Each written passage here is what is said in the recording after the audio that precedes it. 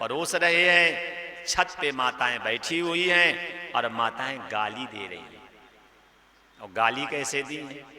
राम का रूप निहारत ही सब भूल गई गावन वाली, और अवधेश का नाम तो भूल गई और देन लगी मिथिलेश को गाली।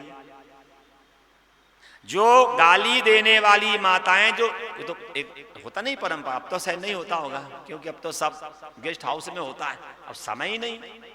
पहले माताएं गालियां देती थी कि उनके पास समय था। अब जब शादी होती तो हमने अपने आप से, हमने भी 100-200 लोगों की शादी करवाई, तो शादी के समय वहां चिंता सजने की होती है। अब रस्म चली गई। अच्छा अब बताओ कोई गाली देता है? समय ही नहीं है। क्यों? वो तो पूरा बक्सा भर के ले जाती है कि जयमाला में ये कपड़े पहनेंगे, और सब जानते हैं आप, क्योंकि हम भी बहुत आप लोगों के बीच में रहे हैं और रह रहे के सब सीख गए हैं। शादी होगी सर्दियों में तो देखना चद्दर ऐसे होगी हाथ में, और जहां माला पड़ी मैंने देखा कि टेंट के गद्दों में और टेंट के कंबलों में घुसे मिलेंगे। फिर हमने खूब देखा, सैकड़ों जगह देखा। तो वही मेरा आपसे कहने का निवेदन है, क्योंकि आप लोग सत्संगी हैं, समझदार हैं, थोड़ी इन बातों को आचरण में लावें। तो जिस समय गाना गाए जा रहे थे कि राम का रूप निहारत ही सब भूल गई गावन वाली, और अवधेश का नाम तो भूल गई और देन लगी मिथिलेश को गाली। मतलब राम के रूप को देख करके जनकपुर की जो माताएं थी वो विस्मृति हो गई। उन्हें यही नहीं रहा दिमाग में कि हम राम पक्ष की हैं कि राम पक्ष की हैं कि जनक जी के पक्ष की। क्या शिक्षा मिली? ईश्वर के दर्शन करने के बाद हमें ईश्वर के पक्ष में होना चाहिए। जब आप ईश्वर के दर्शन कर रहे हैं, ईश्वर की चर्चा सुन रहे हैं, ईश्वर का नाम ले रहे हैं, तो हमें ईश्वर के पक्ष में भी होना चाहिए। लेकिन हम लोग तो विपक्ष में हैं। चर्चा सुनते ईश्वर की, नाम लेते ईश्वर का है, पाठ करते ईश्वर का, काम कर रहे हैं विपक्ष का।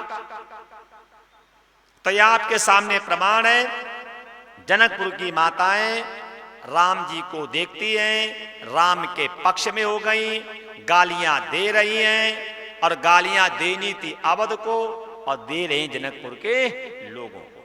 जब गालियां सुनी तो राजा हंस रहे हैं और गुरु जी से कह रहे हैं, देखो राम का प्रभाव, कि विपक्ष भी राम के पक्ष में है, विपक्ष भी और राम के पक्ष में। यद्यपि ये कन्या पक्ष के, और फिर भी राम के रूप को दे करके ये सब अपने पक्ष में। कहने का मेरा आशय है, समय समय पे गाली भी अच्छी होती है। जो ये रस्म है, अगर उस समय माताएं गालियां देती हैं तो क्या होता, हंस हंस करके बारातियों के खाने की मात्रा बढ़ जाती है। क्यों? समय समय की गाली अच्छी होती है। ये मतलब गाली दो लेकिन समय पे दो, है कि नहीं? मतलब अपने ग्रंथ सब कह रहे हैं, नाचना है समय पे नाचो। भाई नाचने की इच्छा है तो जहां 10 माताएं बैठी खूब नाचो, कौन रोक रहा है? शास्त्र अपने न नाचने को मना कर रहे हैं, न गाली देने को मना कर रहे हैं, न श्रृंगार करने को मना कर रहे हैं। क्या शास्त्र ये कहते समय समय पे करो, कब गाली देनी चाहिए, कब श्रृंगार करना चाहिए, कब क्या करना चाहिए। शास्त्र कदम कदम पे, पग पग पे आपको अनुमति देते हैं। जैसे पुरानी माताओं को मालूम होगा, जब घर में पति नहीं होता था तब माताएं श्रृंगार नहीं करती थी। क्यों? श्रृंगार इसलिए किया जाता है पति को प्रसन्न करने के लिए। अब घर में पति है नहीं और हम श्रृंगार करके चौराहे पे नाच रहे हैं, तो अब बताओ, जब तुम्हारा पति वहां देख नहीं रहा है, ये श्रृंगार करके आप दिखा किसको रहे हो? हैं? और जो व्यक्ति आपको देखेगा तो दृष्टि से तो पाप जाता है, फिर अगर मेरे मन में आपके प्रति पाप आ गया तो इसमें दोष मेरा है कि आपका? भाई आग जलेगी, सर्दी लगेगी तो तापने कौन नहीं जाएगा? भाई शास्त्र कहते हैं कि माताएं श्रृंगार करती थी किस लिए? अपने पति को प्रसन्न करने के लिए। अब श्रृंगार जो हो रहा है पति को प्रसन्न करने के लिए हो रहा है कि अगल बगल वालों को दिखाने के लिए हो रहा है? और कह दो तो फिर बुरा लगता है। मतलब कहना बुरा है लेकिन अपनी बुरी आदत छोड़ना बुरा नहीं है। कहना बुरा है लेकिन जो हमने बुरी आदतें अपना ली हैं इसको छोड़ना बुरा नहीं है। मान लो शास्त्र कह रहे हैं, संत कह रहे हैं, बड़े बुजुर्ग कह रहे हैं तो रूढ़ वार्ता को छोड़ना समझदारी है कि उल्टा रूढ़ वार्ता को और जकड़ लेना यह समझदारी है। शास्त्र कह रहे हैं श्रृंगार कब करना चाहिए, गालियां कब देनी चाहिए, नृत्य कब करना चाहिए, थोड़ा इस पे भी विचार कर लेना। अच्छा, राम जी के विवाह में अयोध्या से कितनी स्त्रियां गई थी? कोई नहीं गया था। शंकर जी के विवाह में कितनी स्त्रियां गई थी? अब तो लग रहा कि उनके बगैर का शादी भी ना हो। और जाना मना नहीं कर रहा हूं, मैं कहता हूं शादी में अगर माताएं ना जाएं तो सब काम समय से हो जाए। सारे काम में देर की, मैं निंदा नहीं कर रहा हूं, खूब जाओ, मेरा क्या ले जाओगे। लेकिन अगर, क्योंकि माताओं का एक नाम है लेडीज है, वो हर काम में लेट करती हैं। अगर ये देखो, मैं मना नहीं कर रहा हूं, खूब जाओ, आप स्वतंत्र है भाई, आप है कि नहीं। जब राम जी के विवाह में, शंकर जी के विवाह में एक भी स्त्री नहीं गई तो क्या हम राम से बड़े हैं क्या? भाई स्वतंत्र कहा गया, स्वतंत्र। स्व माने स्वयं, तंत्र माने इंद्रियां। पहले हम स्वतंत्र बने इंद्रियों से, फिर हम स्वतंत्र बने अपने घर से। ध्यान रखना, समाज में परिवर्तन, समाज में क्रांति, समाज सुधार कब आएगा? सबसे पहले शास्त्र की बात हम माने, उसके बाद शास्त्र की बात अपने परिवार में लागू करें, और जब परिवार में आ जाए तो कुटुंब में लागू करें, फिर समाज में लागू करें, फिर शहर में लागू करें, फिर प्रदेश में, फिर देश में, फिर विदेश में। तो सबसे पहले शास्त्र की बात हम तो माने। तो ये कथा आती है, भोजन किया गया, सब लोग अपने अपने शयन कक्ष की ओर जाते हैं। वहीं कहते हैं कि जिस समय सीता जी के विवाह का सब काम हो रहा था तो गुरु जी ने जनक जी से मंत्रणा की है, और मंत्रणा कर करके उसी साथ में 3 विवाह और हुए हैं। भरत जी का विवाह मांडवी के साथ हुआ है, लक्ष्मण जी का विवाह उर्मिला के साथ हुआ है, और शत्रुघ्न का विवाह स्वकीर्ति के साथ हुआ। इसका आशय समझना, भगवान हमें शिक्षा दे रहे हैं कि अनावश्यक खर्चा नहीं करना चाहिए। अगर तुम्हारे घर में 4 बच्चे विवाह के योग्य हैं तो ऐसा सिस्टम बनाओ कि चारों लोगों के विवाह एक साथ करो। उससे क्या होगा?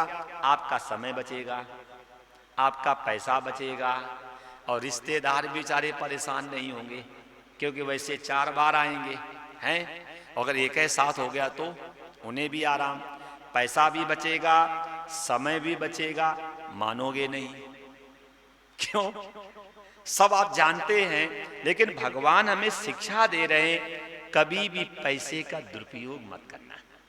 कितने परिश्रम से पैसा कमाते हैं, और इस पैसे का दुरुपयोग करोगे तो लक्ष्मी आपका बहिष्कार कर देगी। कभी भी और ध्यान रखना, ये समाज इतना गंदा है, चाहे घर बेच के खिला दो और फिर भी समाज के भले नहीं होंगे। क्यों? जब समाज की भली अग्नि परीक्षा देने के बाद सीता जी नहीं हो पाई तो आप हो जाओगे क्या? आप घर बेच करके पूरे शहर की कर दो दावत, और खाने के बाद यही कहेंगे पनीर की सब्जी में टेस्ट नहीं आया, उसका तो घर बिक गया और तुम टेस्ट देख रहे हो हैं? ये समाज इतना गंदा है, ये शिक्षा लो। शास्त्र कह रहा है अगर ईश्वर को पाना है तो त्यज लोक धर्मान, बिल्कुल हमें समाज की परवाह नहीं करनी। जैसे हम हैं, हम बिल्कुल समाज की परवाह नहीं करते। एक व्यक्ति मुझसे बोला मेरे पिताजी मर गए, आपने फोन भी नहीं किया, आए भी नहीं, हम मर जाएं तो तुम मत आना। अरे हम मर जाएंगे, तुम आओ, फूल चढ़ाओ, चद्दर चढ़ाओ या धूल चढ़ाओ, हमें क्या मिलेगा? अरे जिसे गंदगी लगे, बदबू आवे तो हटा देना।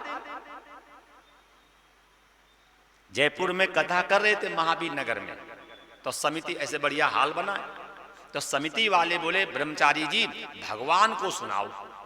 वो अपना सब जा करके बाहर बैठ गए स्टॉल के पास रसीद काटने के लिए। हमने कहा अध्यक्ष जी को यहाँ लाओ, बुला करके बैठो यहाँ पे। तो हमसे फिर बोले भगवान को सुनाओ। हमने जब भगवान को ही कथा सुनानी है तो कानपुर में क्या भगवान मर गए हैं क्या? जब भगवान को ही कथा सुनानी है तो कानपुर में भगवान मर गए हैं जो जयपुर हम आए और हम गद्दी से उठ के चले जाए। जब तुम्हें सुनने की फुर्सत नहीं है, जब भगवान को ही सुनाना है, अच्छा भगवान कथा सुनते हैं क्या? अनावश्यक। तो ध्यान रखना, ये मैं आपसे भी कहता हूं, अगर ईश्वर को पाना है तो बिल्कुल समाज की परवाह नहीं करनी चाहिए। भागवत में लिखा गोकर्ण ने अपने पिताजी से कहा त्यज लोक धर्मान। अगर ईश्वर को पाना है तो हमें शास्त्र की चिंता करनी चाहिए, हमें समाज की चिंता नहीं करनी चाहिए। 4 लोगों के विवाह हुए, इसका आशय यही है पैसे का दुरुपयोग मत करो, समय का दुरुपयोग मत करो और आए हुए लोगों का भी समय का दुरुपयोग नहीं करना चाहिए। जब 4 बच्चे बड़े बड़े हैं, विवाह के योग्य हैं, तो अपना भी समय बर्बाद कर रहे हैं, अपना भी पैसा बर्बाद कर रहे हैं और रिश्तेदारों को भी परेशान कर रहे हैं। तो ये शिक्षा ले लो। अगर बच्चे बड़े हैं, मैं तो ये कहता हूं अगर 1-2 साल का गैप है तो थोड़ा ऐसा कर लो, 6 महीने इसको आगे कर लो, उसको 6 महीने पीछे कर लो, है कि नहीं? एक साथ हो जाए, इससे समय पैसे का दुरुपयोग नहीं होगा। गुरु जी ने बात कही, राजा ने बात मान ली और 4 पुत्रों के एक है साथ विवाह कर दिए गए। विवाह हो गए, जनवासे में आए, फिर कुमार कलेवा का भी नंबर आता है, तो मानस में थोड़ा है, संक्षेप में लेंगे फिर आगे बढ़े।